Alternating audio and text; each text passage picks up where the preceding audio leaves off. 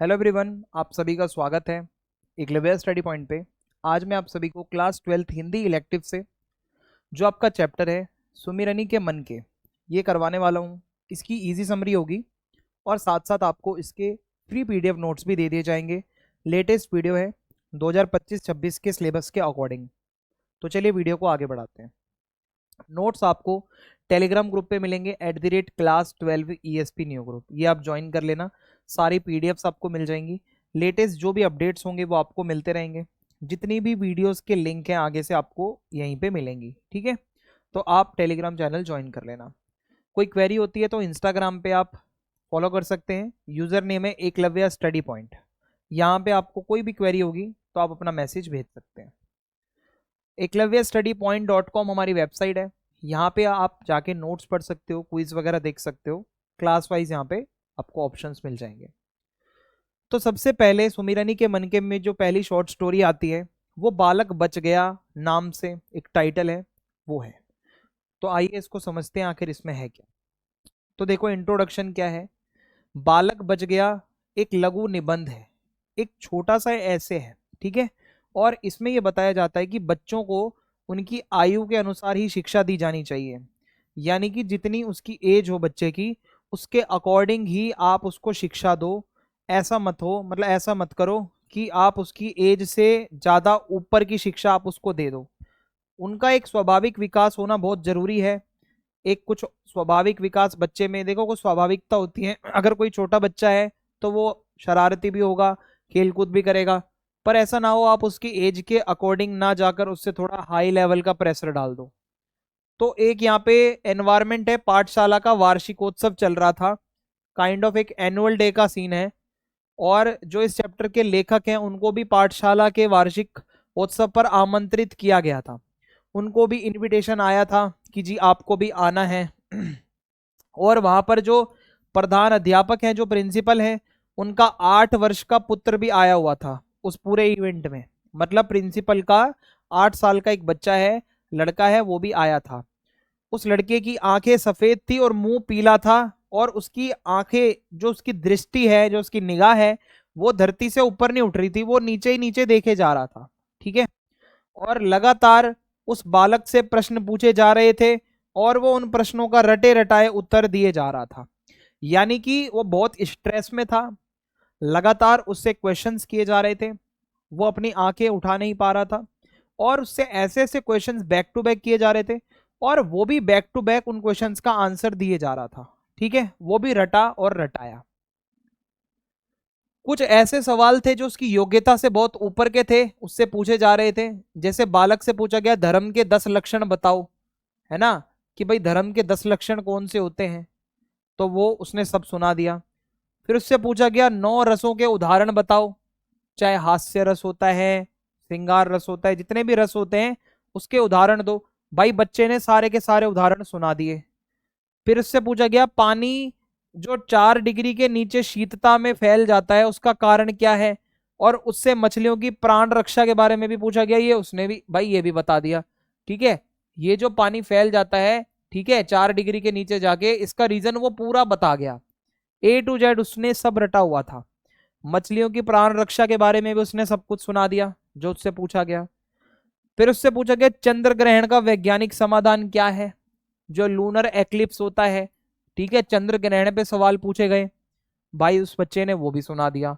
सारी की सारी बातें जो भी उससे पूछी जा रही थी, A to Z उस बच्चे ने सब बातें सुना दी, ठीक है। अब इंग्लैंड के राजा हेनरी 8th या 8वें हेनरी की स्त्रियों का नाम उससे पूछा गया। भाई उसने सारे नाम बता दिए। पेशवाओं का कुर्सीनामा पूछा उसने, भाई कि कौन कौन से पेशवा आए, कब कब आए, उसने सारी बातें सुना दी। तो ये सोचो, रटे रटाए आंसर वो बहुत अच्छे से सुना रहा है और सब कुछ करेक्ट सुना रहा है। उससे पूछा गया कि तू क्या करेगा आगे, तो फिर उसने रटा रटाया आंसर दिया कि मैं याव जीवन लोक सेवा करूंगा, जनता की सेवा में समर्पित हो जाऊंगा, सिविल सर्वेंट बनूंगा। तो ये भी रटा रटाया आंसर है। इतना छोटा बच्चा कैसे, सभी वाह वाह करने लग गए। पिता का दिल भी उल्लास से भर गया, जो प्रिंसिपल थे वहां के, कि भाई वाह, मेरे बेटे को तो इतना कुछ आता है। तो हर कोई खुश हो गया। अब बारी आती है इनाम की। कि बच्चे बताओ आपको इनाम में क्या चाहिए। तो बालक ने इनाम में क्या बोला, एक बूढ़े आदमी ने बालक के सर पर हाथ फेरकर आशीर्वाद दिया, कहा जो तुझे इनाम चाहिए वही मिलेगा। ठीक है। और कुछ देर बच्चा सोचता है। अब ये जब बच्चा सोच रहा था ना इनाम के बारे में, तो उसके पिता और बाकी के अध्यापक टेंशन में आ गए कि यार ये बचकाना कुछ ना मांग ले, हम चाहते हैं कुछ मैच्योर चीज मांगे, क्या मतलब ये कोई किताब मांगे या नहीं। बच्चा थोड़ा सा खांसा ऐसे गला साफ किया और बोला लड्डू। अब सोचो इसने इनाम में मांगा लड्डू, लेकिन इसके पिता और बाकी टीचर चाहते थे कि कोई किताब कोई ऐसी चीज मांगे जो मैच्योर आंसर लगे। तो हुआ क्या, बालक का जो पिता है और जो अध्यापक थे बाकी, वो सब निराश हो गए कि यार सारी इज्जत मिट्टी में मिला दी। अभी तक तो इतना मैच्योर लग रहा था, सीखा सिखाया आंसर दे रहा था, रटा रटाया, और अब ये इसने क्या आंसर दे दिया यार ये। तो सारे लोग हो गए निराश। ठीक है, सभी बुरा मान गए। लेकिन एक आदमी खुश था, वो था लेखक। क्योंकि लेखक ऑलरेडी टेंशन में था, यार बच्चे की योग्यता से ऊपर इतने सवाल पूछ लिए, ऑलरेडी उसका जो बचपना है खतरे में है। तो जब बालक ने बोला कि इनाम में मुझे लड्डू चाहिए, तो लेखक ने भी एक सुख की सांस भरी कि भाई शुक्र है कि ये बच्चे का बचपना अभी भी जिंदा है यार कहीं ना कहीं। और बच्चे ने कोई रटा रटाया उत्तर नहीं दिया। ये बचपने मतलब बचपने का एक स्वाभाविक एक वो प्रवृत्ति होती है, बच्चे से आप अगर कुछ मांगोगे, अगर उसके अंदर बचपना उसका अभी भी जिंदा है, तो वो 101% लड्डू ही मांगेगा, कोई किताब वगैरह नहीं मांगेगा। तो इससे पता चलता है कि बालक का बचपना अभी कहीं ना कहीं उसके अंदर जीवित है, बचपना अभी मरा नहीं है। ठीक है। अब यहाँ पे दूसरा लघु निबंध शुरू होता है। ठीक है, इसको अब हम समझेंगे और इसका टाइटल है घड़ी के पुर्जे। तो इसमें देखते हैं क्या है। घड़ी के पुर्जे बहुत ही अच्छी स्टोरी है। घड़ी के पुर्जे निबंध के माध्यम से यहाँ पे लेखक ने धर्म के रहस्यों को जानने पर जो धर्म उपदेशक होते हैं ना, वो कुछ प्रतिबंध लगाते हैं। तो उसमें घड़ी का उदाहरण देकर ये निबंध उन्होंने लिखा है कि जो कुछ धर्म के रहस्य होते हैं जो हमसे छुपाए जाते हैं, जो हम सबको पता होने चाहिए, वो हम तक खबरें पहुंच नहीं पाती। तो वो सारी खबरें हम तक पहुंचे, इसी के लिए ये पूरा चैप्टर है। तो देखो, धर्म का रहस्य, जो धर्म उपदेशक होते हैं वो उपदेश देते समय कहते हैं कि बातों को गहराई से जानने की इच्छा हर व्यक्ति को नहीं करनी चाहिए। जितना हम बता रहे हैं आप उतना मान लो, ज्यादा डिटेल में आप घुसो मत, जो हम कह देते हैं उतना इनफ है। जो भी उपदेशक बताता है उसे चुपचाप सुन लो और स्वीकार कर लो, इसी में भलाई है। ठीक है, ऐसा वो कहते हैं। जो हमने कह दिया वही सच है। और वो घड़ी का भी एक उदाहरण देते हैं कि यदि आपको समय जानना हो तो घड़ी देखनी आती हो, उससे समय जानकर अपना काम चला लेना चाहिए। अगर समय पूछना है तो जिसको समय देखना आता है उससे पूछ लो और काम चलाओ, ज्यादा डिटेल में मत घुसो। इसका कहने का मतलब पता है क्या था, अगर धर्म के बारे में कुछ जानना है ना, खुद उपदेशक मत बनो, हमें पता है ना धर्म के बारे में, हम उपदेशक है, हमसे पूछ लो आके। तो ये सारा स्कैम है यहाँ पे जो चल रहा है इस चैप्टर में, जिसको हाईलाइट किया जा रहा है। तो अगर आप इतने से भी संतुष्ट नहीं हो तो फिर आपको घड़ी देखना खुद सीखना पड़ेगा, फिर यानी कि आपको धर्म की जानकारी लेनी पड़ेगी। क्योंकि मन में ये इच्छा नहीं करनी चाहिए कि घड़ी को खोलकर इसके पुर्जे गिनकर और उन पुर्जों को यथास्थान लगाकर घड़ी बंद कर दो। मतलब कहने का यही है, अनाड़ी कभी भी धर्म का एकदम ऐसा ज्ञाता ना बने। अगर धर्म की जानकारी चाहिए तो आप धर्म की जानकारी लो, विधिवत रूप से लो, प्रॉपर किताबों ग्रंथों को पढ़ो, अध्ययन करो, उसके बाद ही आप कुछ करो। ये काम साधारण व्यक्ति का नहीं है, ये जो काम होता है कोई विशेषज्ञ ही कर सकता है। और इसी प्रकार धर्म के रहस्यों को जानना भी केवल धर्माचार्यों का ही काम है। अगर धर्म की बात आती है, जो धर्म का आचार्य होगा वो ही मेन इसमें नॉलेज वाला बंदा है, आप उससे पूछो, अगर कोई समस्या आती है तो वही इसका सॉल्यूशन देगा। ठीक है। अब यहाँ पे लेखक की सोच क्या है, इस पूरे वाक्य से आपको एक चीज समझ में आई कि हाँ भाई, धर्म जो उपदेशक होते हैं कहीं ना कहीं कुछ रहस्यों को वो छुपा के रखते हैं ताकि लोग ही आके उनसे पूछे। अगर कोई ज्यादा ही पीछे पड़ता है तो वो कहते हैं भाई पूरे धर्म की जानकारी ले ले, फिर हमसे अधूरी जानकारी मत ले। तो लेखक कहता है कि घड़ी खोलकर ठीक करना कठिन काम नहीं है, साधारण लोगों में से ही बहुत सारे लोग घड़ी को खोलकर ठीक करना सीखते भी हैं और दूसरों को सिखाते भी हैं। तो लेखक ने बहुत बढ़िया बात कही है, ऑप्टिमिस्टिक बात है, बहुत दूरदर्शिता है इस बात में कि भाई घड़ी खोलना ठीक करना कोई बड़ी बात नहीं है, बशर्ते आपको वो आना चाहिए, और उसको सीखते भी हम इंसान ही हैं। ये तो है नहीं कि भाई कोई माँ के गर्भ से सीख कर आता है। तो हम सीखते हैं और हम किसी को सिखाते भी हैं, तो हम भी सीख सकते हैं।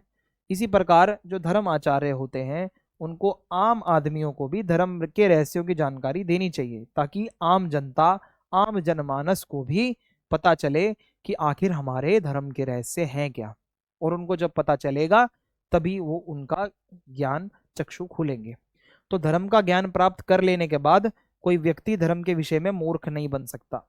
अगर आपको एक बारी पता होगा ना कि हमारे धर्म में क्या क्या है, सारी जानकारी अगर आप ले लोगे विधिवत रूप से ग्रंथों को पढ़कर धर्माचार्यों की सहायता से, तो कभी आप मूर्ख नहीं बनोगे। एटलीस्ट धर्म के मामले में आपको पता होगा क्या सही है क्या गलत है। ठीक है। तो लेखक धर्माचार्यों से भी यही कहता है कि यदि वो लोगों को धर्म के बारे में शिक्षित करेंगे तो इससे यह भी पता चलता है कि स्वयं धर्माचार्यों को कितनी जानकारी है। पता है कभी कभी क्या होता है, हम किसी को भी बाबा बना देते हैं, पता चलता है जानकारी उनको भी अधूरी है। तो हमें हमेशा ऐसे व्यक्तियों के संगत में रहना चाहिए जिनको खुद भी धर्म की अच्छी जानकारी हो और साथ के साथ वो हमें भी धर्म की जो है अच्छी जानकारी प्रोवाइड करें, जिससे हम सभी का कल्याण हो। तो लेखक स्वयं को धर्म का ठेकेदार समझने वाले धर्माचार्यों पर व्यंग्य करते हुए कहता है कि भाई जो भी खुद को अगर धर्म का ठेकेदार समझ रहा है, समझता है कि सारा धर्म तो मैं चलाता हूं, तो ऐसा नहीं है, जाग जाओ, ऐसा नहीं होता। ये लोग दूसरे के धर्म का रहस्य जानने से रोकते हैं क्योंकि स्वयं उन्हें धर्म की पूरी जानकारी नहीं है। पता है कुछ बाबा लोग क्यों रोकते हैं धर्म की जानकारी लेने से? कईयों में खुद नॉलेज नहीं होती कि हम आंसर क्या देंगे अगर ज्यादा कोई जानकारी हमसे मांगेगा। तो इसलिए धर्माचार्य कहता है हमेशा ऐसे ही धर्माचार्यों के पास जाओ, लेखक कहते हैं, जिनको खुद की भी नॉलेज हो, भाई वो खुद जानते हो आखिर है क्या, है ना, वो विषय क्या है, तभी आपको वो भी कुछ बता पाएंगे। तो सबसे बेस्ट यही होता है। अब यहाँ पे हमारा जो अगला लघु निबंध है, जो छोटी सी एक कथा है, वो है ढेले चुन लो। तो बहुत आराम से हम इसको समझेंगे। ढेले चुन लो में क्या बताया गया है, क्या स्टोरी है इसकी, क्या चलता था इस टाइम पीरियड में, तो आइए देखते हैं। तो इस निबंध के माध्यम से ना लेखक ने बताया हमारा जो समाज है, भारतीय समाज में कुछ प्रचलित, कुछ चलते आ रहे हैं अंधविश्वास, और वो आज से नहीं है, वैदिक धर्म, वैदिक काल से बहुत पीछे, आप 4000 साल पीछे जाओगे, 3000 साल पहले की बातें हैं, और तब से ही कुछ अंधविश्वास हैं जो चले आ रहे हैं। और ये ऐसे अंधविश्वास हैं जो नहीं होने चाहिए हमारे देश में, हमारे समाज में। इन चीजों से हमें बचना चाहिए कहीं ना कहीं। तो एक कथा आती है यहाँ पे, दुर्लभ बंधुओं की पेटियों की कथा। तो देखो जी, हरीशचंद्र जी एक बहुत बड़े साहित्यकार हैं, उन्होंने एक नाटक लिखा था दुर्लभ बंधु। वहां पर पुरसरी के सामने 3 पेटियां हैं, यानी कि एक यहाँ पे स्वयंवर का सीन है। पुरसरी के सामने 3 पेटियां हैं, एक सोने की, दूसरी चांदी की और तीसरी लोहे की। ठीक है, 3 पेटियां पड़ी हैं, आप इसको ध्यान से देखो, 1 2 एंड 3, 3 पेटियां हैं। तीनों में से किसी एक में उसकी प्रतिमूर्ति होगी। ठीक है, अब हमें नहीं पता किसमें है, पर किसी एक में तो उसकी प्रतिमूर्ति जरूर है। ठीक है, और स्वयंवर के लिए जो भी आएगा उसे कहा जाएगा कि इनमें से कोई एक पेटी को चुनो। ठीक है, उनको नहीं पता कि किसमें क्या है। स्वयंवर के लिए जो आएगा उसको बोला जाएगा भाई या तो सोना, या तो चांदी, या तो लोहा, भाई किसी एक को चूज करो, और जब चूज करोगे तब बताएंगे शादी आपकी होगी या नहीं होगी इससे। तो जो अकड़ में आता है बहुत ज्यादा, अकड़बाज सोने को चुनता है और उल्टे पैर लौटता है। भाई ये जो असली चेहरा होता है प्रतिमूर्ति वाला, वो तो है लोहे वाले में, आगे आपको बताऊंगा। ये सोने को चुनता है, इसको लगता है सोने में होगा, भाई महारानी है तो इसको उल्टे पैर वापिस लौटना पड़ता है, क्योंकि वो चीज उसमें थी नहीं जो स्वयंवर के लिए जरूरी है। जो लोभी होता है, जो लालची होता है, वो चांदी की पिटारी को जाता है तो वहां पर भी उसको अंगूठा दिखता है कि भाई यहाँ पे तो कुछ है ही नहीं, चांदी में भी कुछ नहीं है। जो सच्चा प्यार करता है, जो सच्चा प्रेमी होता है, वो लोहे को छूता है और घुड़दौड़ का पहला इनाम पाता है, यानी कि उसकी ही शादी पुरसरी से होती है। मतलब जो सच्चा प्रेमी है, जो दिल से प्यार करता था, वो सोना चांदी छोड़कर केवल और केवल लोहे की तरफ हाथ लगाता है और वहीं से उसकी प्रतिमूर्ति निकलती है, और इस तरीके से ये मामला स्वयंवर का एंड होता है। तो ये हरिश्चंद्र जी के नाटक का एक अंश था। ठीक है, दुर्लभ बंधुओं की कथा। अब ऐसा ही एक मामला चलता था वैदिक काल में। हिंदुओं के अंदर एक लॉटरी सिस्टम होता था। मैं आपको समझाता हूं कि इस लॉटरी सिस्टम में था क्या। ऐसी एक लॉटरी वैदिक काल में हिंदुओं में चला करती थी।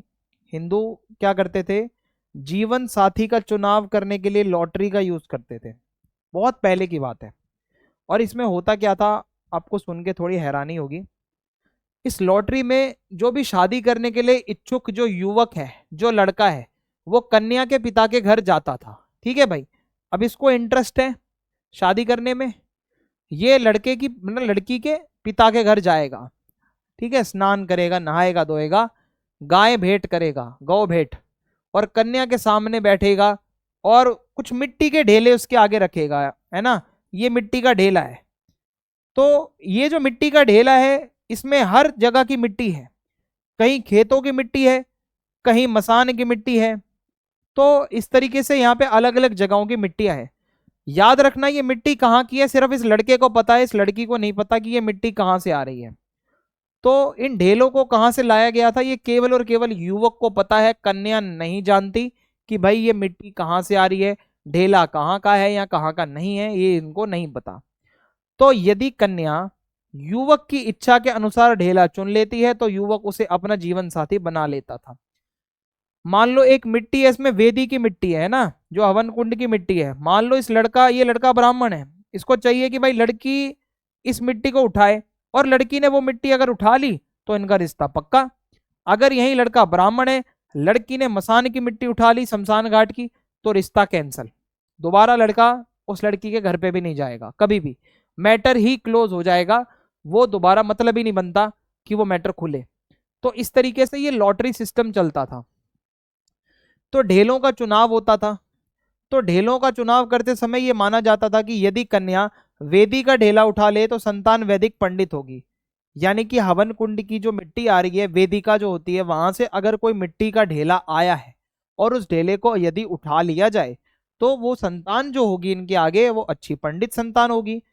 यदि गोबर वाला ढेला उठा लिया तो पशुओं की धनी संतान होगी, आगे चलकर खूब धन यश वैभव आएगा।